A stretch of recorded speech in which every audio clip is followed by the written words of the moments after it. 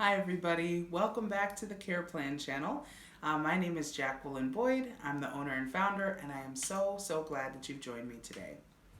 Today we're talking about a really important subject, how to avoid unnecessary ER visits.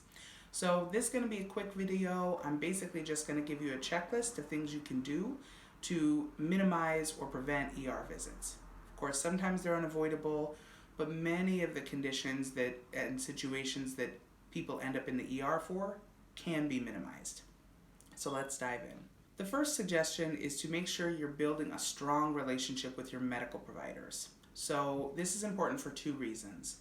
One, oftentimes if you're not feeling well, your doctor can get you in to see you and take care of the issue before it becomes a crisis. Two, if you do end up having to go to the hospital, or if you're seeing a new doctor or a new specialist, sometimes it's better for doctors to talk to each other. They kind of speak the same language, and there's a level of respect there that's not always present when it's a doctor talking to a patient. We see this all the time when our patients are in the hospital, and doctors can be instrumental in getting the right testing done, helping with discharge, making sure that the physicians in the hospital are taking your care seriously.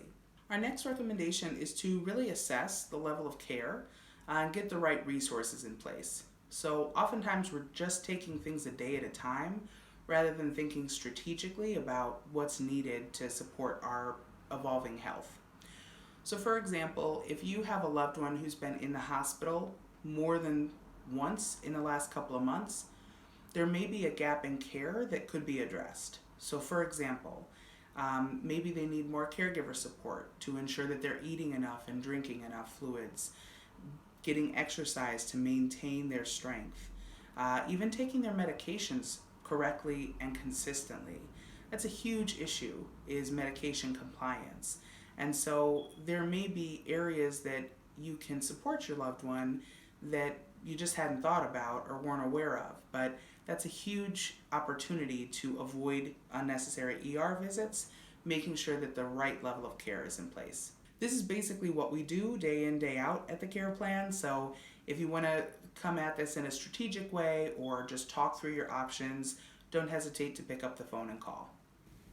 Another thing that's easy to do is a safety check in your loved one's home. So just going through the home, you can print off a lot of different safety checklists online.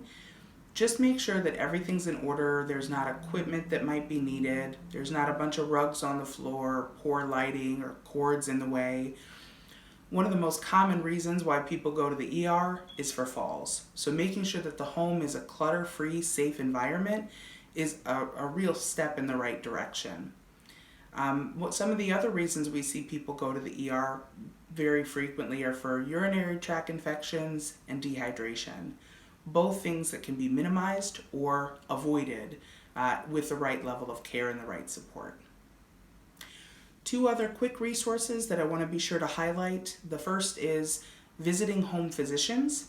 A lot of times when we're not feeling well, the idea of getting showered, dressed, going out to see our doctor, spending 3 hours outside when what we really want to do is curl up at home and just wait it out.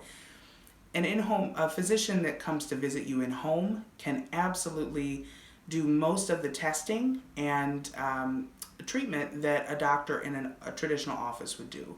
So I use this a lot with our clients, especially here in Chicago, where it can be really tough to get around.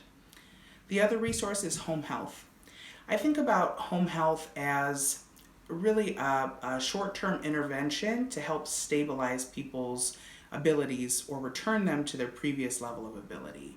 So oftentimes with my clients, I might see a slow progression. They look a little weaker.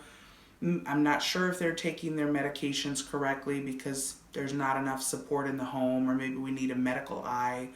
Home health provides a nurse, a physical therapist, and an occupational therapist that can really stabilize a person's condition, restore balance, and improve strength. So I would definitely recommend looking into home health. And both home health and visiting physicians tend to be covered by Medicare and many different types of insurance. So those are our tips for today. If you want to talk through your care options, if you want to know what resources are available in your area, don't hesitate to reach out. And thank you so much for watching. We really appreciate that you subscribe to our channel and pay attention and share these videos. Thank you and take good care.